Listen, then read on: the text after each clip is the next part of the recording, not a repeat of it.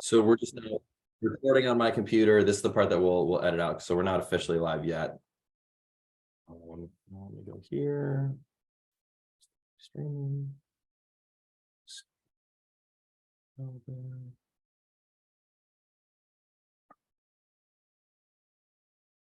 Okay, streaming key.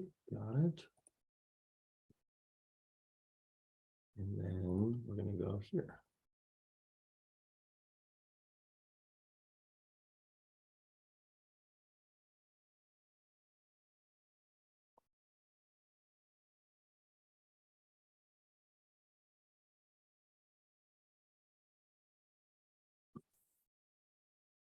Are you ready?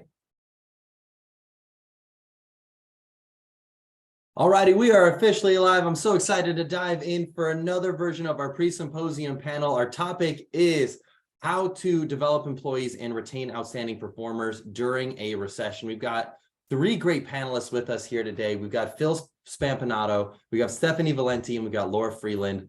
We're here to talk about what we found to be effective developing our teams, handling potentially resource constraints because of recession, and just really getting the most from our people, empowering our people when maybe there might not be promotions available for them to move up, and just keeping them excited about the work that they're doing. And then the other thing we're going to talk about, and this is my personal favorite, but what is a popular belief about leadership that you disagree with? And so when I say popular, I'm saying over 50% of other leaders would disagree with you, but you believe it to be true. I always love that because it inspires great conversation, great discussion, maybe even disagreement on the panel, which always makes them interesting. But before we dive into the topic, I would love to have all of our panelists introduce themselves. So Laura, if you could go first. Yes. Hey, good morning. Thank you for having me, Garrett. Laura Freeland. I'm the Executive Director of the Inland Port Transportation Management Association. We provide workforce transportation in the Southern Dallas County Inland Port area. But probably what I'll be speaking the most about is I have a very strong airline background. So started the flight attendant group at American Airlines right before 9/11 as a controller. So there is a lot of experience I have at American and other places as it relates to how do you weather the recession, and most importantly, how do you keep a motivated team? So thank you. Love that. Awesome. Stephanie, how about you? Yeah, so Stephanie Valenti, I'm the Chief Revenue Officer at SmartBug Media, which is a digital full service agency, globally remote. And so during my job there is to run our sales, marketing, all of our client delivery teams, as well as product and revenue operations. So that entire go-to-market, which is a really hot topic right now. Outside of that, I have lots of experience, even leading the people side. So as a COO, have done that. And so I'm excited to be here and talk about this. This is a great topic right now. Very cool. And then how about you, Phil? Philip Spampinato, Director of Customer Service at Empower Pharma and Pharmacy. Have led many teams through big pharma companies, startups, through recession, through multiple rounds of layoffs. Look forward to the conversation and look forward to the symposium next week in Dallas. Awesome. And actually, I'm glad that you brought that up, Phil. So next week, March 30th, will be our Executive Symposium. If you are watching this and you're thinking to yourself, I want to meet these three fine individuals, come on to the Dallas Executive Symposium. We'll post the link to RSVP both in the comment section and in the link on this post. But yeah, we're going to be having incredible leaders talking about how to develop employees and retain outstanding performers during a recession. We'll have panels, we'll have case studies, we'll have great food and beverages. We're going to have a really good time. So if you're interested in coming, please feel free to RSVP in the link in the comment section and in the link on this post. So let's dive into the topic, which is, what have you found to be effective for developing your employees during times of recession uncertainty? I'd love to kick it off with Stephanie. Just what have you found to be a great way for developing your people when maybe there are some resource constraints and maybe there isn't that upward mobility that there is when there's booming times? Yeah. So if I look at the position that I'm currently in, we're in services. Right. So people are our product. And if you don't have enough people, right? When we went through the Great Recession and people were leaving, you can't grow. You don't have the ability to grow. It's almost like your demand planning went wrong, right? And you don't have the ability to get the cargo across the water. And so retaining our people and helping them grow and scale into roles is so important. I'd say last year, one of the things when I came on, I realized that there was a lot of listening sessions with people not having the opportunity to get the leadership that they needed. People in our entry-level roles were not raising their hand and saying, I want the promotion, which is like a huge red flag, right? So had the opportunity to really dive in and understand what the problem was. I always think problems like this start with structure. And so if your structure doesn't promote people the ability to learn, grow, scale, and feel confident in obtaining the skills that they need to do to get to that next stage, then it doesn't matter what your process is or your overlay of training or even recognition programs are. So I always start with structure. But outside of that, SmartBug as a whole has done a ton of things to help grow and scale their individual skill set of our people. And so we do, for example, and again, remember, our product is people. So if we are not working for a day, that is a day off, right? Where we're not selling any hours and things, but we will shut down once a quarter and do what we call a certification day. And that is for the entire organization. So we are doing things such as getting new certifications out there in technology. We are doing and attending different live events. We do unlimited book reimbursement at SmartBug. So let people learn and grow as much as they want. So we reimburse that. And then we also really focus on, everyone gets like a budget, right? So $500, some people use it for different communities that they're being a part of. Our directors get learning community memberships just as a part of their leadership development. So I know that was like a lot of random different things, but we are constantly focused on it because if we're not, we can't grow, we can't service our clients. So we've got to retain our people at all times. That's interesting. Okay, I have to ask. So when you mentioned that you were having entry-level people that weren't raising their hand for promotions, what did you learn as to why they weren't raising their hand for promotions? Did they not necessarily know that the promotional opportunities existed? Or yeah, what did you learn from those listening sessions? So they knew. So what I had realized is it goes back to what I had said about structure. We had a very typical kind of marketing agency structure where you had a director that was also leading people, that was also running accounts. And so the question started to be posed, if I have to make a decision, if my customer needs something and my people need something, who am I supposed to pick? And someone said that to me when I came on, and I'm like, oh, you shouldn't have to. Like you shouldn't have to make that decision. It should always be your people. And so look, in those listening sessions, I realized our structure was off. Our people weren't getting the dedicated leadership and development that they needed, such as one-on-ones, such as like ongoing just training and development that was individualized to that person's book of business. So that was one. Two, the other big piece here was that we were not making the job easy enough from like a segmentation standpoint. So like someone's book of business could have startups, enterprise, large company, small company, different verticals such as healthcare and manufacturing in the same book of business. And so that specialist was intimidated to raise their hand and say, I want to run strategy for 5 companies. I don't know what my book of business is going to look like. It could be anything, but hey, I'm ready. And so we started to develop these different segments to allow, say, a first-time strategist to walk in to a book of business where they know it was going to be healthcare, it was going to be small business, and they could really get good at learning that and then elevate up throughout. So since we made that change, we had like no one applying. We haven't hired a specialist from the outside in a long time. I think we've had over 10 internal promotions to that role. So it really did work. There were a couple other small things in there, but those were the big ones. So when I say it starts with structure, it really does, right? Like really understanding what people need to make sure that they're being led correctly. Ooh, Phil and Laura, I'd love to learn your thoughts because this brings up a topic around change management and what you find to be effective for that. Because what I'm hearing from Stephanie and what she's saying is like, hey, we change the process.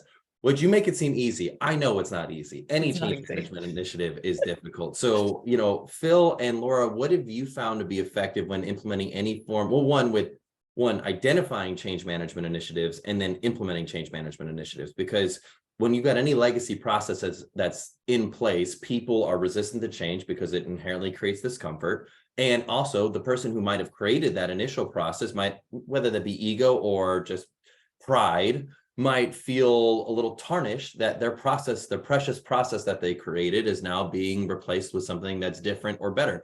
And I would imagine there's probably some frustration with that. But yeah, Phil, Laura, I'd love to learn your thoughts. How have you, what have you found to be effective for any change management initiative? Phil, why don't you go ahead? I got lots of ideas I can play off of. I was going to let you go first, but I'm glad to. So look, I agree with a lot of what Stephanie said. Again, can't wait to meet you and talk more next week in person, especially about, learning, training, development, but that's not the question here. But about that, I think one of the main things to strive for is employee buy-in for those changes, and make sure you explain the why, not just that we're doing this, but why we're doing this. One other thing that we've done, and I've implemented in a couple of other places, especially during times of recession, when we're trying to come up with good ideas to creatively cut costs, improve processes, is let the employees suggest ideas. And we actually got C-level buy-in to give 10% of the savings of the first year back to that employee in the form of a bonus. So if it was a savings of $100,000 or $1 million, they're getting 10% of that in the first year. It's helping the company's still recognizing the 90% savings, and the employees feel empowered to truly come up with outside the box ideas that really move the needle. That's cool. No, I love that concept of economically incentivizing the activity that you want to see. That's a great way to get any change initiative implemented. Is like, oh, wow, I get money for doing good things and being efficient. That's great. Those are great things. So that's a great example, Phil. Laura, how about you? What have you found to be effective for change management initiatives?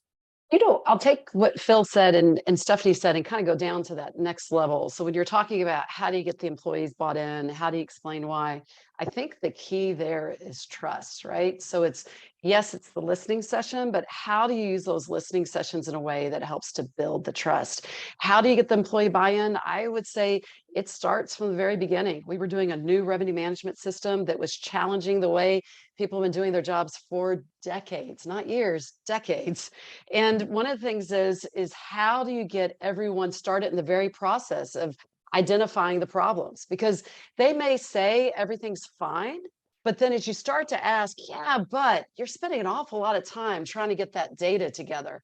Is that, what does it keep you from doing? And so I think when you're really pulling out from those individuals, when you're talking to them, you're really teasing out those listening sessions and those buy-in sessions as a way to really get them to talk. So you're doing well when they're the ones that are putting the problems up on the board, and therefore they can then explain to themselves the why.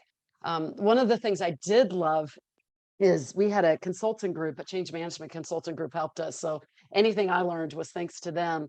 And they mapped out stakeholders, like who do you need to convince? There's lots of people that you want to convince everybody, but you can't. So you got to strategize who you convince. And it really talked about kind of how invested are they in the program, the issues it affects them, and then how are they seen by others? And what as I've done so many change management projects over the years, I always look for that person who's the biggest critic, but is also the person that when you have them on board, they've got enough of a audience that when they see that person's converted, they know it must be good. Go ahead, Stephanie. You've seen it, haven't it? It works wonders. You're right. Your detractors and your promoters in change management are huge, and you are so right. Laura, you said something right on asking questions and getting buy-in. I love the question of magic wand, right? So coming in and saying, okay, this is your universe, right? Magic wand, you could do anything you wanted to help make your job better. What would it be? And that really gets people to think outside of the box instead of telling you what they think is wrong. You're opening that up and then taking those quotes into your change management of like, here are the things I heard, and here were the 5 topics that came up on a repetitive basis, and building those into the presentation of initial recommendations has been really helpful for me too. Yeah, and to your point, Laura, what you said about detractors and people that poke holes in things, I had one employee that was a pretty negative employee. I'm a pretty positive, optimistic person. And other directors would be like, Phil, why don't you get rid of that guy? He's so negative in all the meetings. I'm like, he's one of the best people to look at what we're doing, to say what's wrong. And if I can, I don't mind that he pokes holes in things. He's otherwise a great employee. And I don't want to mention any names since this is live streaming and recording. So, that detractor actually validated a lot of the theories and made sure that there was nothing wrong for all the other people that didn't speak up and poke holes in things the way that he did. So when I had that person on board, I knew we had a solid plan. Well, yeah, there's a theory about even bringing them in early. So it's risky, right? But taking that really like strong detractor and making them your advocate and telling them, I'm telling you up this to you up front. I don't want you to tell anybody else, but I want your opinion because I value it. They get to go through their change curve earlier, because change curve is almost like the grief curve. If you look it up, like all of the emotions you go through as you're grieving. But if they go through earlier, then they're in a good space when the rest of the organization finds out. It's a pretty great theory. And it's risky, but it does help. And it sounds like, Laura, that's what you've done in the past. So yeah, that's great. So I think there's a couple cool notions that you all have brought up here. I think one, having our detractors in the room is really critical, because if we all have a bunch of yes people in the room, then we're gonna end up discovering we've got spinach in our teeth and have no idea. That's my example of when you fall flat on your face and you're like, man, I really wish someone would have told me this didn't look the way it was supposed to look. And then the other thing that y'all brought up, which is interesting, it's this notion that let's try to understand the challenge. Like, sure, our people can provide solutions, but sometimes there might be scenarios where their knowledge or insight as to what could be potentially possible is relatively small. So the example is, if you were to go to Henry Ford in the 1800s and ask him, what his customers asked for, they'd say a faster horse, not a car, because they couldn't think that a car was possible. So sometimes oftentimes what we need to know, and I think y'all are bringing this really great point up, is we need to know the problem really critically well, and then, leverage different insights to come up with solutions that maybe are totally off the wall and not even considered. So I love the magic wand idea, because that's, it's like, if I could have something that could do this thing, it's like, well, little do you know, this thing does exist and this is what we could do. And do you think that's also, you really have to, when you're doing that problem identification at the beginning, that's so critical. That's why you're bringing in such a diverse group to do this, right? So mine is revenue management. It was airline cargo revenue management. I had my cargo RM folks say what their challenges were, but then bringing in those other stakeholders. I think you're exactly right, because they see it from other sides. I think the other thing is also kind of identifying, you think you know what the problem is, but you're really identifying a symptom. And it's not getting to the root of the problem. So I think that's another thing. That ID session is so important. And that's when you can get some of those detractors too. If they're saying everything's okay, especially if it's their process, it does come back to, but, I see you working a lot that, doing activities that could be automated. And that keeps you from really using your special skill, your super strength, to take a data that's already presented and share that back with the sales team, so you can start having strategy sessions. And I think it really is kind of, sometimes the symptoms help you in that direction, but you're exactly right. When you're looking at it, that first part of identifying where there's change, I always have an opinion as to where I think it's going to be. And I always have to remind myself, keep your mouth shut, Laura. There's so many other things. And so that ability to bring so many people in and to really have that as an open session, it's a lot of time to spend. And somebody talked about it earlier. What does this mean for the customer? How does it help them? What's it going to help us for our bottom line? And there should be so many pages of those Post-it notes and large things of all these ideas. You're never going to get to it, but it's always something to come back to structure around. I think is key. Yeah, I love what you just said, Laura, about customer risk and employee risk. Like, a lot of people forget when they're doing reorgs or large change management that they have to make sure that they're looking through the viewpoint of the customer. It's missed so often. And when we did this large reorg, it meant moving a lot of clients as well. So we were looking at both risk analyses at the same time. And it was a very interesting experience. Whereas in the past, I hadn't had to focus too much, like in other roles. We weren't necessarily changing for the client. We were more changing internally. And so it was an interesting experience. And I think it's often missed, right? People are so focused on getting the inside right that they forget about what it does to the outside. Absolutely. One of the big pharma companies that I worked for, when I came in, they were in the midst of a reorg and they had all kinds of change management consultants in. They were spending millions of dollars on this project, but didn't look at the customer journey map, didn't do any focus groups.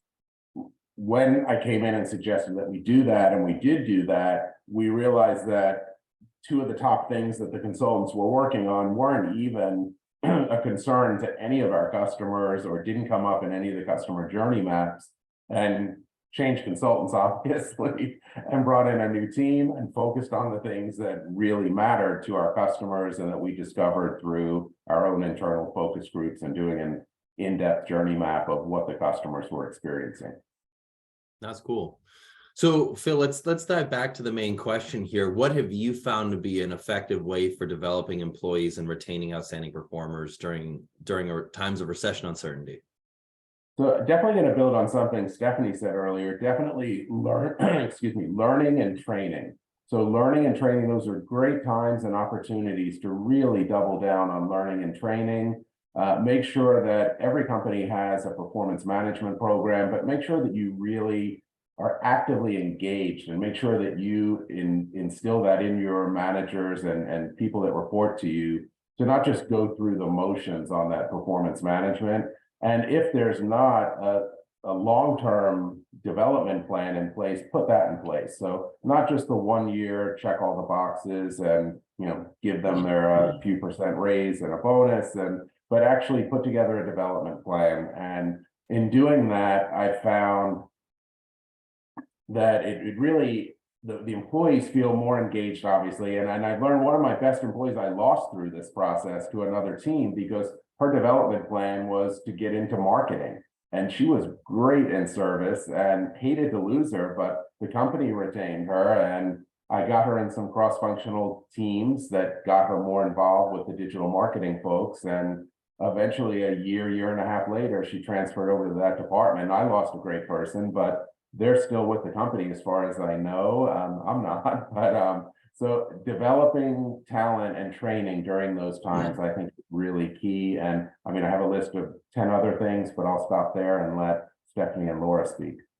Well, I want to ask about that because I think it's really fascinating. Stephanie, you brought up this idea of certification day, and Phil, you doubled down on like the learning and training. I'd be curious to know, what is the happy medium? What is the best way to go about achieving that? And the reason why I ask that is because oftentimes I'll see employees and they'll say things along the lines of like, yeah, I've got this learning and development budget and I don't know what to spend it on, or I don't know what to do, or I don't know what to pursue. And so they don't use it or they don't pursue anything. And so we as leaders perceive it as a lack of initiative or maybe a lack of drive, but maybe they just don't really have a path. On the flip side, if we have a preset, everybody needs to go through these trainings and learning and developments, we are potentially stifling the opportunity for them to go on their own path of growth. So how do we go about achieving this happy medium of like giving them the autonomy to go out and pursue things and really the encouragement, like saying, providing almost suggested paths, but how do we go about allowing them to learn the things that they want to learn, but ensuring that progress is still made towards something, anything, but yeah. So I'd love to learn your thoughts on that topic. So it has to be on the, go ahead, Phil, go. I was just gonna say, one of the platforms that I like that ties into what you said, Garrett, is Harvard Mentor Manager, I believe is the name of it. And it allows people to go in and pick and choose what they want. Of course, you have to have some core courses that are pushed to each employee, but platforms like that are very inexpensive to implement, and they give the employee the choice to pick courses in areas that are far outside what they do day to day. Go ahead, Stephanie, sorry to interrupt. Oh, no. Yeah. I mean, I think on employee development plans have to include trainings to help people get to that goal, that next step that they want. And so whether you're using a technology platform or you're using, an outsourced company, right? Whatever, it's about what do they want to do? in your one-on-one, in your mentorship sessions, building out an employee development program. There are required trainings for the company. That's not what I'm talking about right now, right? I'm talking about, like, if you want to be a leader someday, your goal is to get into leadership. Let's talk about your areas of strength today naturally. What do we need to develop? And then let's go find you like the courses, the workshops, the communities to help support that. And that's how you use your budget. And so, you know, one of the things that I think we haven't talked a lot about, but I think is missed, and I'm in San Francisco traveling. I live in Dallas. I'm in San Francisco right now. I went to a CEO dinner last night, and they were talking about this topic, right? They were talking about retention. How do you keep people on board? Like, how do you invest in them? And one of the things that I think is missed is you hear the quote all the time, like, people don't leave companies, they leave their managers, their leaders. We don't invest enough in leadership development and training and management. If we did, maybe our people wouldn't leave, right? And so that's something that I've been really double clicking into throughout my organization. And maybe that's through community and a different additional support. But it's also like, what do I need to do to make sure that I'm taking time as an executive to lead the frontline leaders, or come up with leadership like circuits or series to help them? If you don't have the budget, someone still has got to do it. So just something we haven't talked about yet, but I think is important. In fact, I'd like to add on to it, because I think one of the things I would say is you guys are definitely hitting on all the points. I think too, sometimes if people aren't coming up with it, and especially if you don't have the money for it, I think everything that you guys said, and add on to it, have those individuals come back as a team to present what they're doing, right? So, you know, you can have your team, like at our team meetings, why don't you guys come back, tell me what kind of training you've been doing.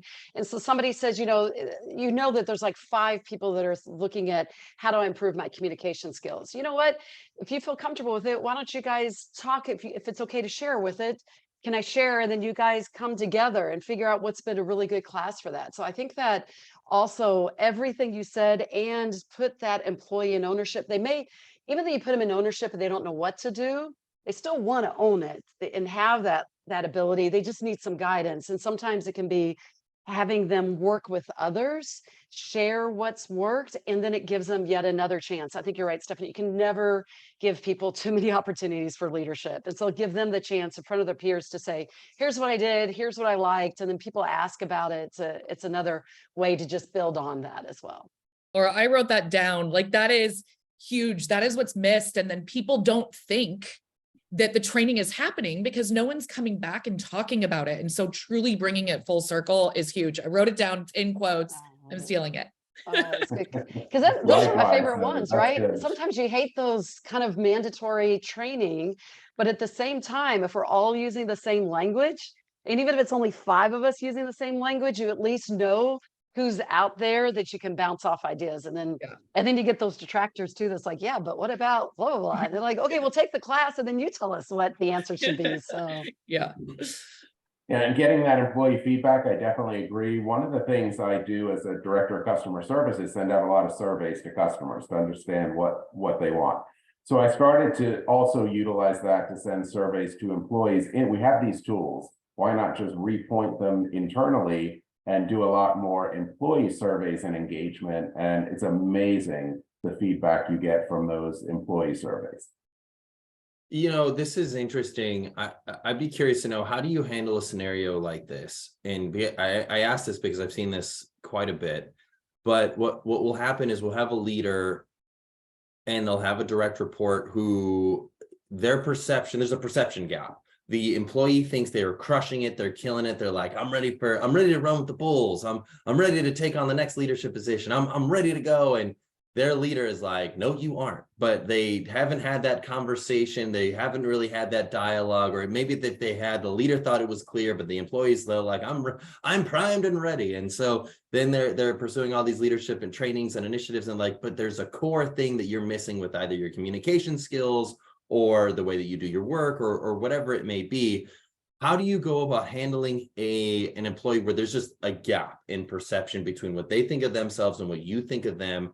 And although they want to run with the bulls, they want to get to that next level, you're just like, you aren't ready for this, but you still appreciate having them as an employee on the team. So you don't want to let them go. but you have to have that rectifying expectation setting conversation. So how do you go about handling that? Well, that's just a tough conversation. And so that happened to me recently with an employee that thought exactly what you said, that they were ready for the next level. They were not. They were didn't above an entry level person, but didn't have any management experience.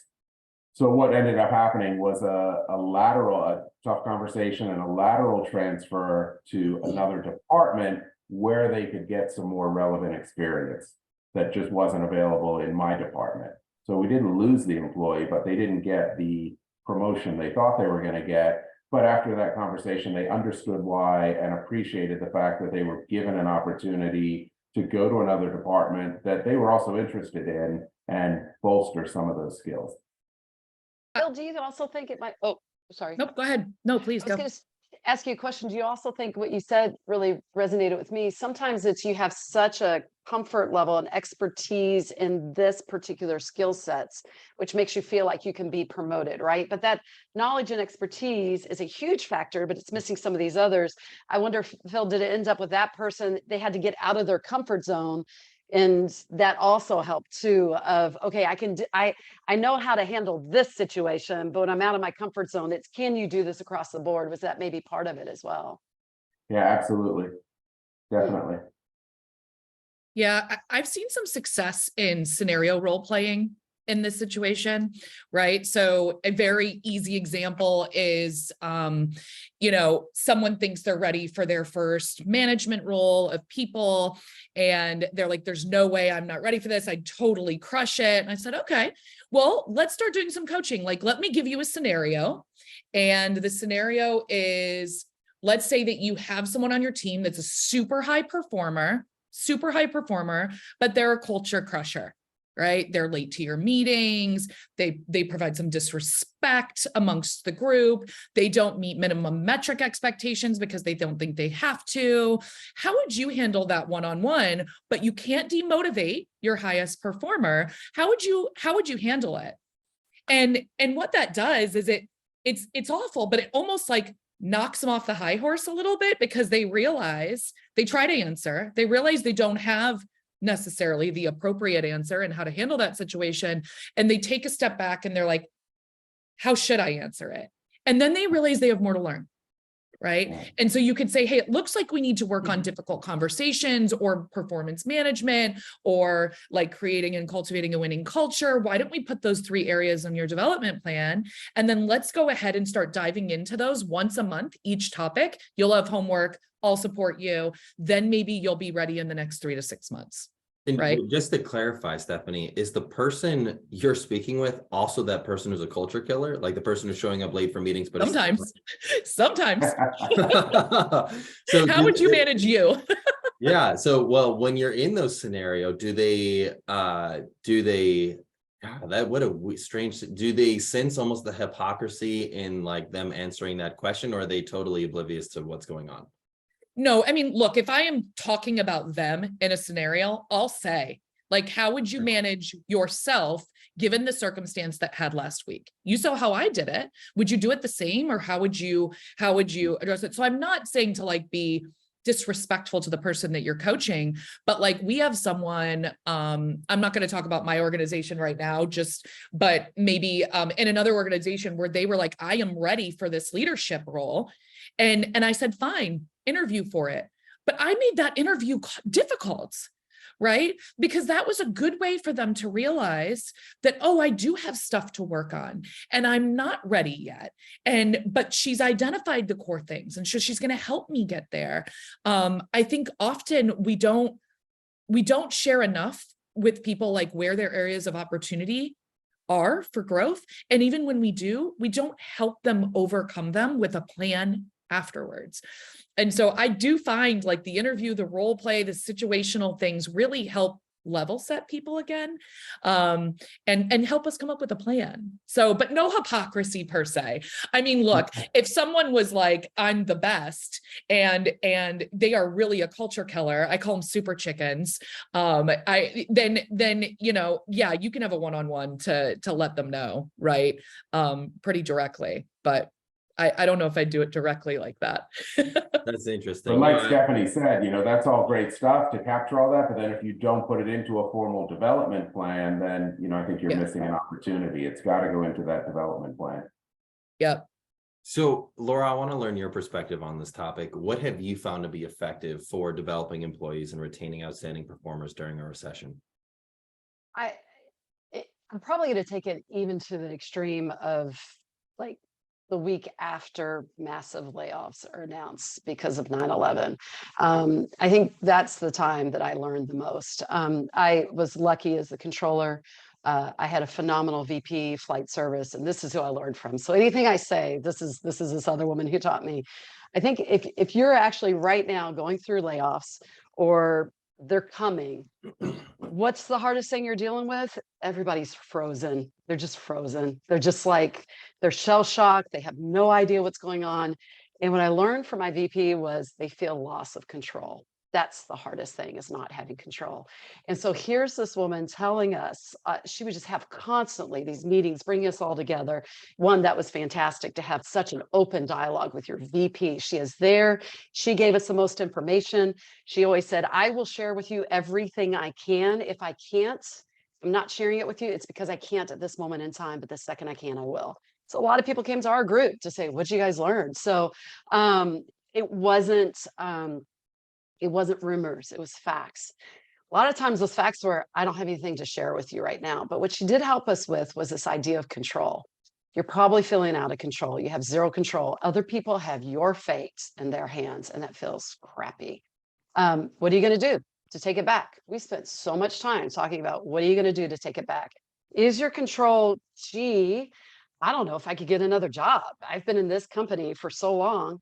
All right, start now, write that resume. Start now, do those informational interviews. Start now, everything so that you have control for your own job search should it happen.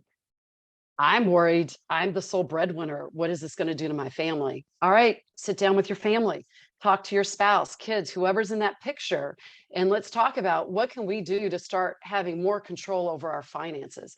Will it be enough? I don't know if it'll be enough, but at least you started having control.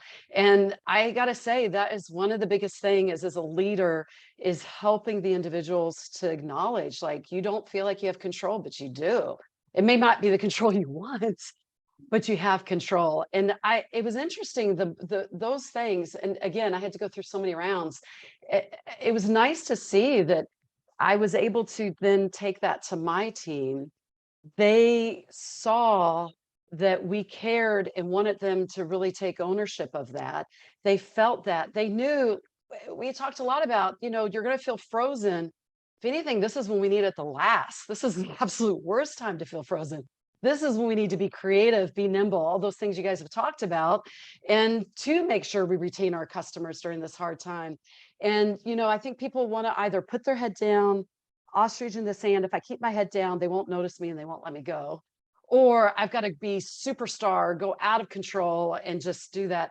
That's not what's going to keep you in that role. It's other things. And what will help, and we talked a lot about this, is stay focused. We know what to do. We know our job so well. Stay focused. And when other people see you as a source of strength, stability, leadership, this is something that's going to help you be a leader, indirect, direct influencer in so many ways. And I'm really proud of all those groups. And when other people on the other side of the building were just frozen, ours was the team that just kept knocking it out, knocking it out, knocking it out. And I didn't tell them this, but we all knew it, right?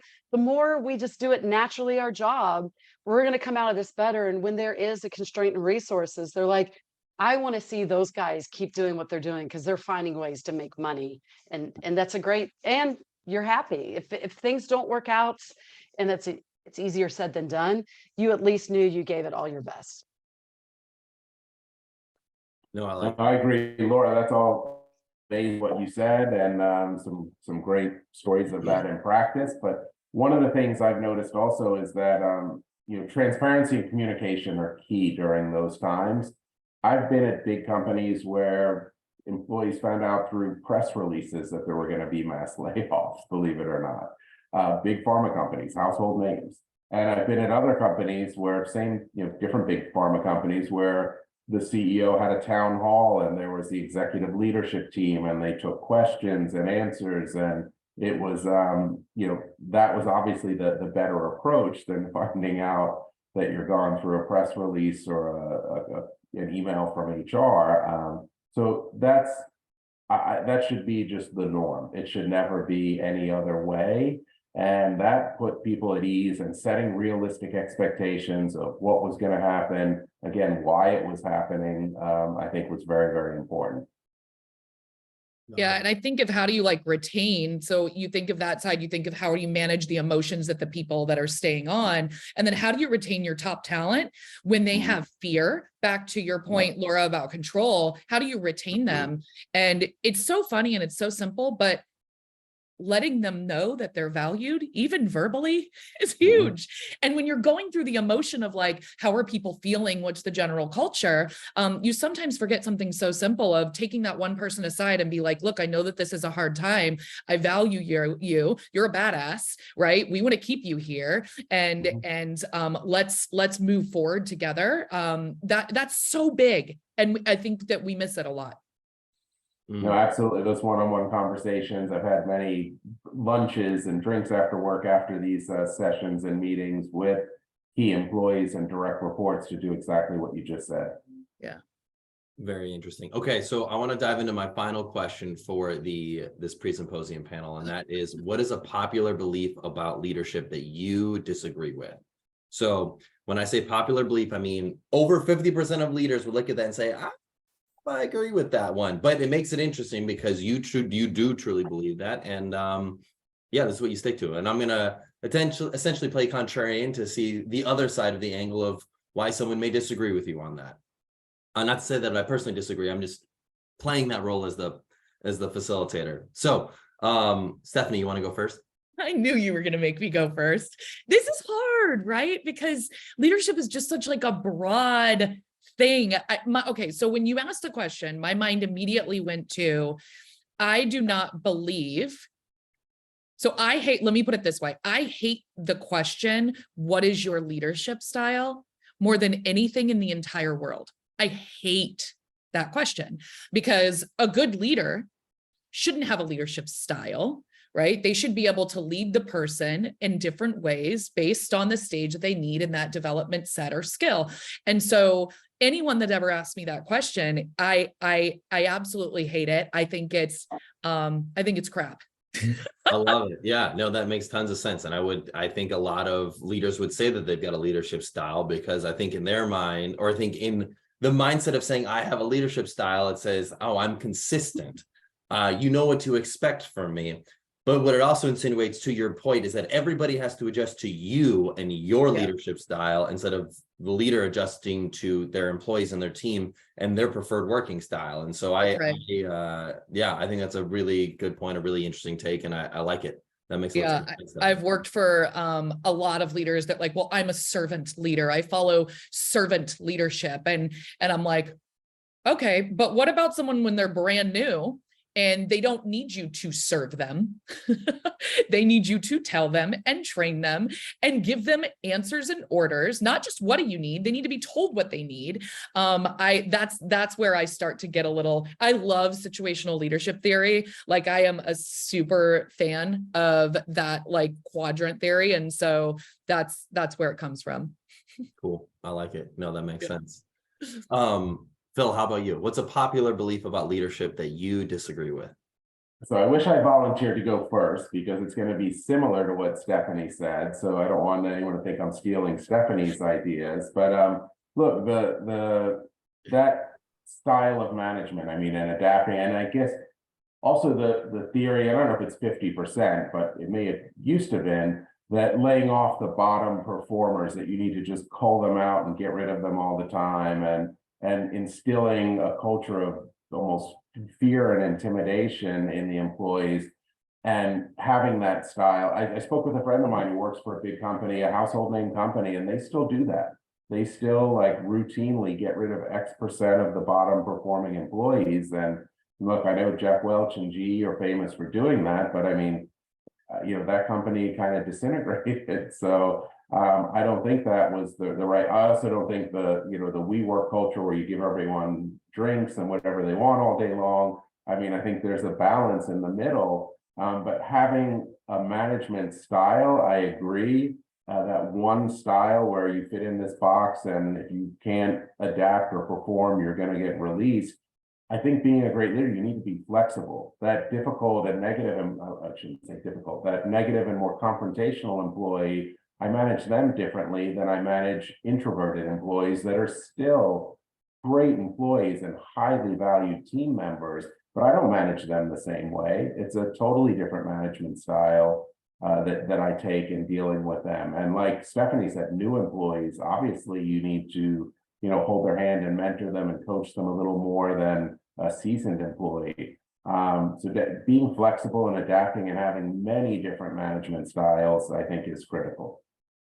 Yeah, no, that makes a lot of sense. Simon Sinek in his book, Leaders Eat Last, did an in-depth deep dive into Costco versus GE and their management style as to how they handled the great recession back in 2009, 2010. And it was fascinating to see how Jeff Senegal acted, the CEO of Costco, versus Jack Welch, or rather Jack Welch wasn't CEO of GE anymore, but essentially his legacy still lived on in Immelt.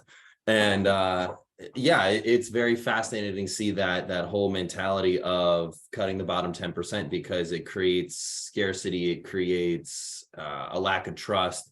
Everybody is trying not to be in that 10%. Whereas if you feel that psychological safety that you can thrive here, you don't necessarily have to be producing these crazy numbers, but if you can support others to hit their numbers, everybody wins. That's the ideal, scenario. But to your point, you don't want to have the WeWork situation where everyone's getting bonuses and praises and raises and all that sort of stuff, even if they're not working hard or putting in the time and effort. So I do think it's a fine balance. I think that makes sense. But to your point, I do think there's a lot of leaders and a lot of companies that do follow that. We call the bottom 10% to weed them out. So then we can bring better people in. And I don't know, I think there is a turning of the tides in that mentality about leadership. And look, it's a lot more work and effort, but I think it's time well spent. And it's easy for me to do in call centers to rank people into thirds because I've got a lot of metrics and KPIs to look at. But I've been very successful at figuring out ways to get the bottom third into the middle or median third. And there are some people, look, of course, there are some people that aren't going to make it and are going to have to be performance managed out. That's true in any company, but that shouldn't be just the easy way out. And that's what you do to deal with these types of issues. I don't have to get that book title from you. That sounds good. I want to read that. I love Costco, go there every week. And I like Stephanie's idea. I want to spiel about getting a book reimbursement as well. So that's a good one. Very cool. And then Laura, how about you? What's a popular belief about leadership that you disagree with? I'm going to take Stephanie's approach. I hate this sentence. It's less of a question, more of a sentence. I hate the sentence when people say, I'm helping that person find their voice. We all have a voice. That's not the problem. Maybe it's we're not listening. And I think that is just drives me crazy. And I think it's anytime I hear that, and I you know what? I've probably done that so many times. I probably thought I was so awesome for helping people find their voice. And then I realized it's kind of over time is like, Laura, maybe you just aren't doing a really good job listening.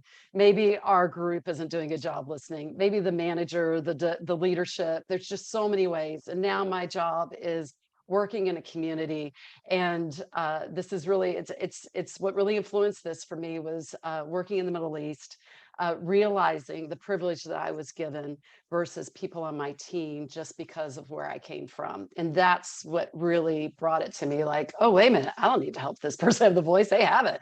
I mean, why aren't we listening to this voice? And so it's really interesting taking that knowledge now, very community focused job that I have, and just how often it's me doing that introspection of are you listening? Are you really listening? You can be quiet. I know I'm supposed to, use your mouth less than the ears and blah, blah, blah.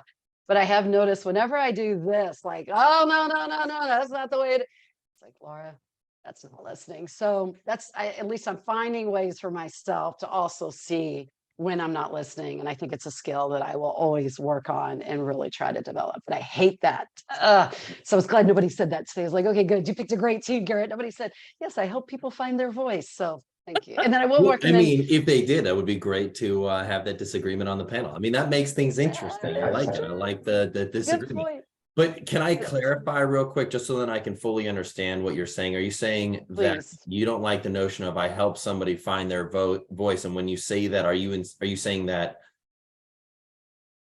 you have an assumption about how they're feeling, and so you speak up for them based on that assumption when they don't actually feel that way, or they might feel that way, but they don't actually feel completely that way? Is that what you're saying?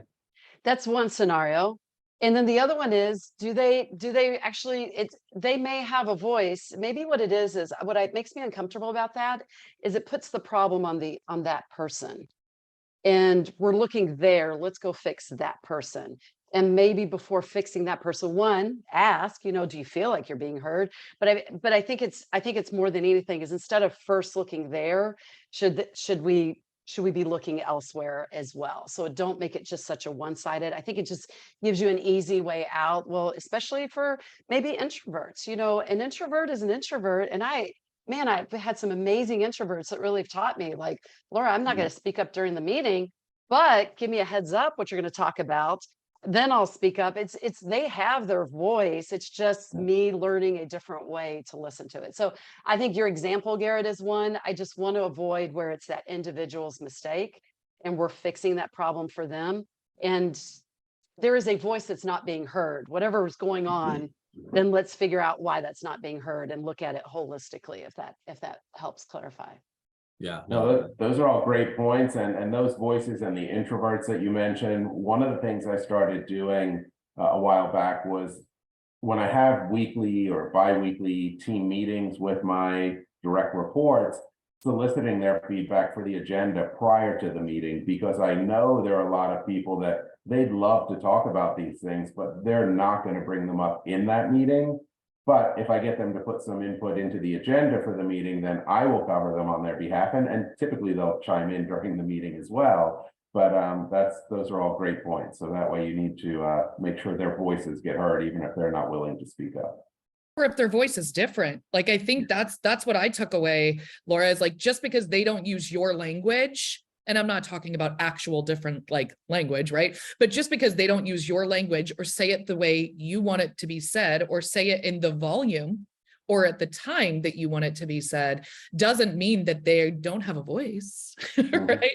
So that was my biggest takeaway from what you said. And I agree. I'm like thinking to myself, do I ever say that? I'm not going to say it anymore if I do. So love it. It's great. Awesome. Well, everybody, great insights today. This was fantastic. Thank you for sharing your perspective on how to develop employees and retain outstanding performers during a recession, and as well as sharing your popular belief about leadership that you disagree with. For anybody who's watching right now, if you are interested in meeting any of us and learning more about these different topics and learning about these different takes in leadership, come to our Executive Symposium next week, exactly a week from today. Thursday, March 30th from 5 to 8 p.m. We're going to be hosting the event at Accenture's office in Irving, Texas. Link to RSVP will be in the post on this as well as in the comments. And I look forward to seeing you there. Phil, Stephanie, Laura, thank you so much for being here. Great panel discussion. And I hope you all have a great rest of your day. Thank you, Garrett. Thanks, you guys. Bye.